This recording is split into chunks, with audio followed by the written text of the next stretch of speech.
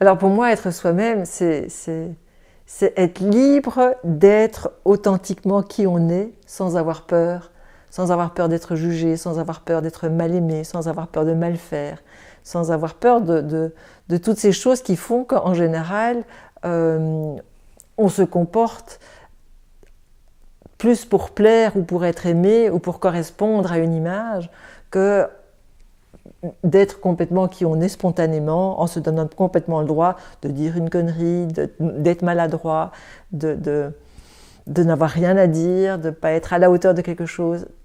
On n'a aucune attente, on se laisse simplement être soi-même. Et moi, c'est là que j'ai envie que l'être humain il aille, dans cet amour de lui-même pour être heureux, heureux d'être simplement qui il est.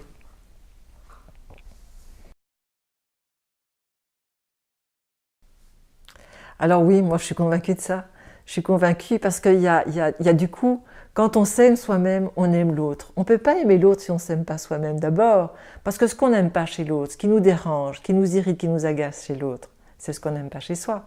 Donc, si on fait le travail de s'aimer soi comme on est, de se donner le droit à toutes nos failles et nos travers, et de ne pas avoir d'exigences disproportionnées par rapport à soi, ben, on accepte alors les failles des autres.